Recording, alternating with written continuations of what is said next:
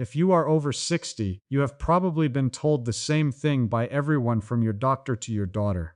Walk more, get your steps in, keep moving, and walking is good for you.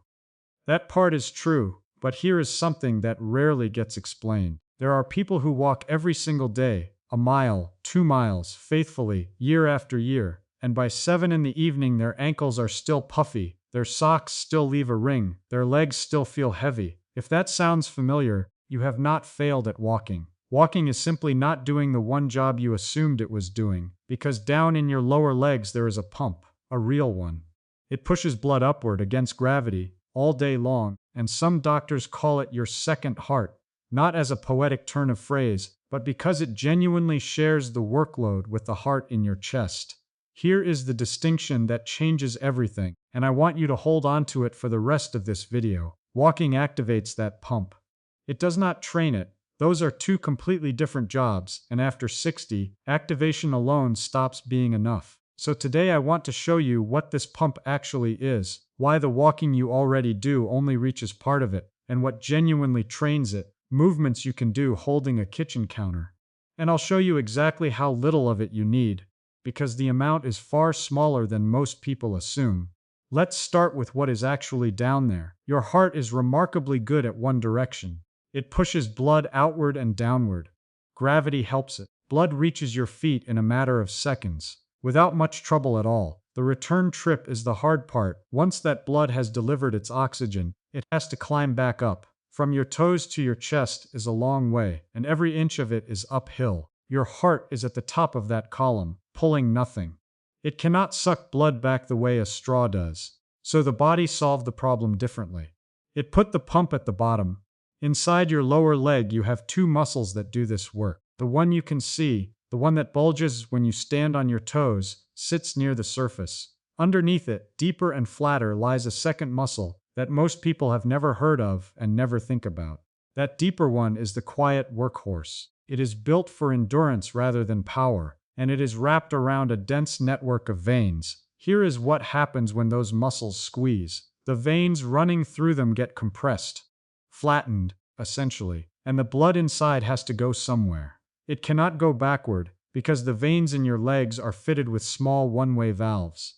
Think of them as little doors, hinged so that they open upward toward the heart and slam shut against anything trying to fall back down. So every contraction pushes a column of blood up one level. The valve closes behind it. The next contraction pushes it up another level. Contract, close, contract, close, all the way up your leg, one step at a time, until that blood reaches the large veins in your abdomen and finally returns to your heart. That is the second heart. Not a metaphor for exercise. An actual mechanical pump made of muscle and valves that runs whenever your calf works and stops whenever it doesn't. Which brings us to walking. When you walk, that pump does switch on. This is exactly why doctors recommend walking, and it is why walking helps. But watch what your foot actually does during a stride. Your heel comes up a little. Your ankle bends through a fraction of the movement it is capable of. Then your weight rolls forward and the foot leaves the ground before the calf has fully shortened. You are stepping, not lifting. The muscle contracts partway and then releases. Now compare that with what your calf is physically built to do. Stand up and rise all the way onto the balls of your feet, heels as high as they will go, and you will feel the whole muscle tighten right up behind the knee. That is the full range. Walking never asks for it, and a partial squeeze empties a vein partially. That deeper muscle, the quiet workhorse doing most of the pumping, is barely engaged because it does its heaviest work near the end of a range that walking never reaches. There it is again. Activation, not training. Walking switches the pump on and leaves it exactly as strong as it found it. For a 40-year-old, that may be plenty. The muscle is already strong, the valves are in good condition, and partial pumping keeps up with demand. After 60, the arithmetic changes. And to understand why, you have to see what happens when this pump falls behind. When the calf pump underperforms, blood does not stop returning to the heart. It returns more slowly. And slowly is the whole problem. Blood that lingers in the veins of the lower leg raises the pressure inside those veins. Pressure pushes fluid out of the vein walls and into the surrounding tissue. That fluid has nowhere convenient to go, so it settles in the ankles, the feet, the lower calf. That is the swelling. That is the ring your sock leaves. That is why your shoes fit fine at breakfast and feel tight by dinner. The fluid accumulates through the day and only drains when you finally lie down and gravity switches sides. The heaviness works the same way. Legs that feel like they weigh more in the evening than they did in the morning are usually legs holding extra fluid and stagnant blood. Left alone for years, that pressure does structural damage. The valves are delicate. Under sustained pressure they stretch and stop sealing, and once a valve leaks, the blood it was holding falls back onto the valve below, which now carries a double load. That is the process behind varicose veins. Skin changes come later. Discoloration around the ankle, dryness, tissue that heals slowly when it is knocked. And there is one more effect, quicker and more immediate than any of these. When you have been sitting for a while, blood pools in your legs. If you then stand up suddenly, that pooled blood needs a moment to be pushed back up to your brain. A strong calf pump does it almost instantly. A weak one does not. And for a second or two, there is less blood reaching your head than there should be. That is the dizziness. That swimming, unsteady moment when you rise from a chair and have to put a hand out. Most people put it down to blood pressure or to age. Very often it is a pumping problem in the legs. And at 60, 70, 80, that unsteady moment is not a small thing. It is one of the most common circumstances in which older adults lose their balance and fall. Let me be direct about who this affects, because it is easy to hear all this and assume it applies to somebody else. If your socks leave a groove in your skin at the end of the day, or your shoes feel tighter at dinner than they did at breakfast, this is you. If you press a thumb into the front of your shin and it leaves a small dent that takes a moment to fill back in, go ahead and try that right now. This is you. If your feet are often cold when the rest of you is perfectly warm, this is you. And if none of those apply and your legs feel fine, this is still worth your attention, because this is a system that declines quietly for years before it announces itself. Now, why does it become a bigger issue after 60? 3 things change. And they change together. The first is muscle. From middle age onward, we gradually lose muscle mass and muscle strength unless we do something specific to hold on to it. The calf is not exempt.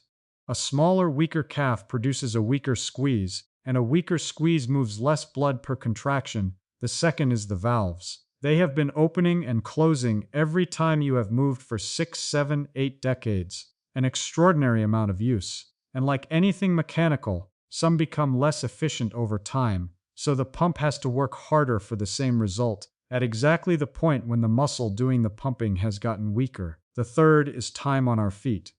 Most people move less as they get older, and not by choice. A sore knee, a stiff hip, a longer stretch in the armchair after lunch. Every hour spent sitting is an hour that pump is idle, a weaker pump, working through less reliable valves, switched on less often. That is why the daily walk that served you perfectly well at 50 may not be enough at 70. Not because walking stopped working, because the demands went up and the walk stayed the same. And more walking does not fix it, because more walking is just more activation. What is missing is training. So here is what that looks like. The first movement is the one your calf was built for, and it is the one walking never asks of you. Stand behind a sturdy chair, or at a kitchen counter, and rest your hands on it.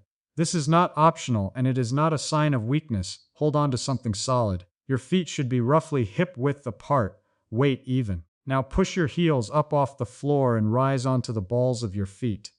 Go as high as you comfortably can, all the way up. You should feel the muscle behind your lower leg shorten and tighten. That is the full contraction you have been missing. Hold it there for a moment. Do not bounce straight back down, then lower slowly. This is the part most people rush, so let me be clear. Coming down slowly matters as much as going up. A controlled descent keeps the muscle working the whole way, rather than letting your heels drop under gravity, and that slow lowering is where much of the strengthening actually happens. Down and then push back up again. This is the difference in one sentence. In a stride, your heel lifts partway, and then the ground disappears from under it. Here, your heel travels its entire range with your full body weight resting on the muscle the whole way. That is training. Everything you have been doing until now was activation. Some people like to add a second half to the movement. After lowering the heels, rocking back to lift the toes off the floor while the heels stay down. That works the muscles along the front of the shin, which support the ankle and contribute to your balance. Now some of you are already thinking, I cannot stand for that long, or my balance is not what it was, or my knee will not allow it. Good, because the next one is for you. Sit down in a chair with your back supported and your feet flat on the floor. Keeping your toes in contact with the ground, lift your heels as high as they will go. Hold for a couple of seconds. Lower them, then reverse it. Keep your heels planted and lift your toes and the front of your foot upward. Hold. Lower. That is an ankle pump, and it is a genuinely useful piece of movement, not a consolation prize. Hospitals teach a version of this to patients confined to bed after surgery, precisely because the calf pump stops working when a person stops moving. It will not build strength the way a standing calf raise does. Your body weight is not on the muscle, so the load is much lighter, but it moves blood. It squeezes those veins and pushes the column upward, which is the entire point. And it has an advantage the standing version does not. You can do it anywhere without anyone noticing.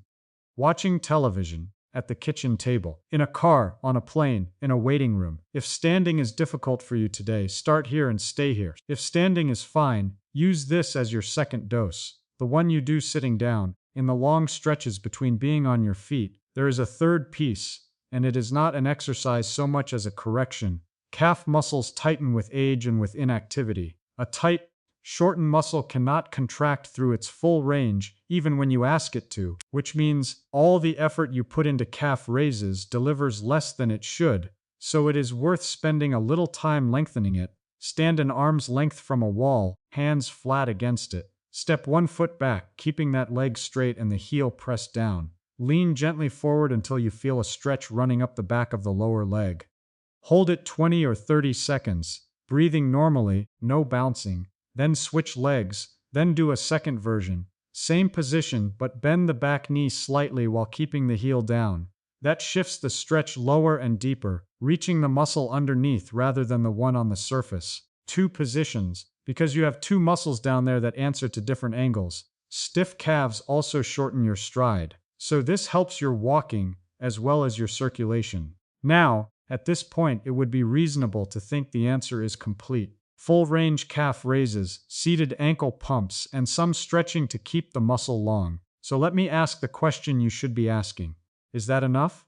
Not quite, and this is where a lot of well-intentioned effort gets wasted, because you might do those movements diligently, twice a day, every day, and still spend the remaining 15 hours actively working against them. Circulation is not something you fix in 5 minutes and then forget about. What you do with the rest of the day determines how much of that work survives. And it comes down to 3 things: what your blood is made of, what gravity is doing to it, and how much the pump has to shift in the first place. Start with what your blood is made of, because it decides how hard the pump has to work per stroke. When you are underhydrated, your blood volume drops and your blood becomes thicker. Thicker blood moves more sluggishly, and that is a particular problem in the veins of your legs, where the pressure driving it is already low and the pump is already fighting gravity. Older adults are especially prone to this, because the sensation of thirst becomes less reliable with age. You can be genuinely short of fluid and not feel thirsty at all. So drink on a schedule rather than waiting for the signal. And one thing worth naming, because it stops people. Many with swollen ankles deliberately drink less, assuming less fluid in means less pooling in the legs. It does not work that way. Swelling is a drainage problem, not an intake problem. Dehydrating yourself makes the blood harder to move, not easier. Salt belongs in the same category, working from the other direction. A diet heavy in it encourages your body to hold fluid, and that fluid settles wherever gravity puts it. Most of it does not come from the shaker on the table. It comes from bread, processed meat, canned soups, sauces, and ready meals. Thin blood moves easily. Excess retained fluid gives the pump more to move. You want both working in your favor. The second is what gravity is doing to it. Gravity has 14 or 15 hours a day to pull fluid down into your legs, and it never takes a break. 2 habits decide whether it wins. The first is stillness, the single biggest lever most people have. The pump does not care how good your evening exercise was if it has been switched off since breakfast. Get up roughly every hour. You do not need to go anywhere. 10 heel raises at the counter, restarts it and clears what has collected. And when you do sit, Sit with both feet flat and nothing pressing behind your knees. Crossed legs and perched seat edges compress the very veins you are trying to keep open. The second is elevation, the one time you can put gravity to work in the other direction. When you rest in the afternoon or evening, get your legs up, ideally above the level of your heart. 10 or 15 minutes is meaningful. At night, a pillow under the calves rather than the heels does the same job while you sleep, without creating a pressure point. This is exactly why ankles are thinnest first thing and thickest by evening. You have been horizontal for 8 hours, and gravity was on your side the whole time.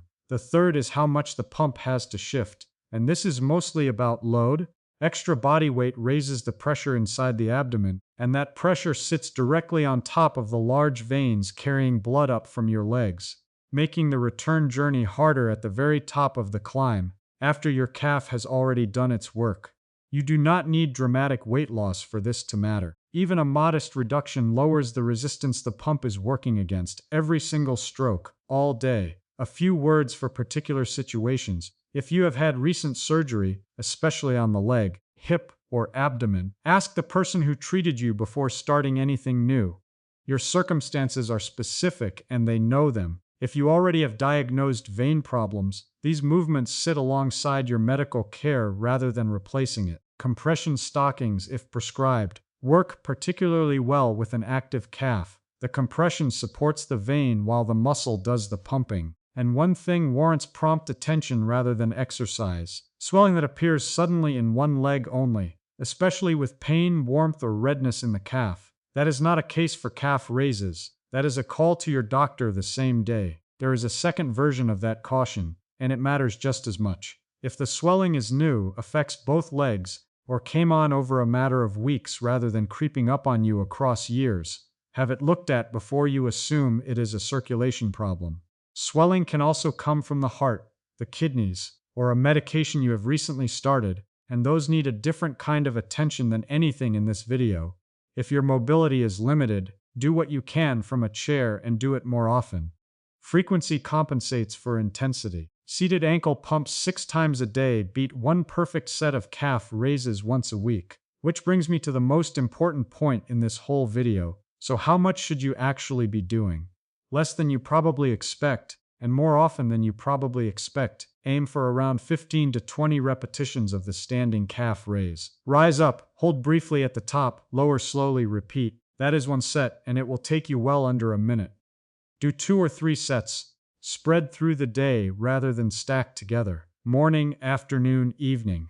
3 separate occasions when that pump gets fully emptied are worth considerably more than one long session, because you are clearing the legs 3 times instead of once. For the seated ankle pumps, 20 or 30 at a time, whenever you have been sitting for a while. There is no upper limit worth worrying about. The wall stretch, twice on each leg, once a day.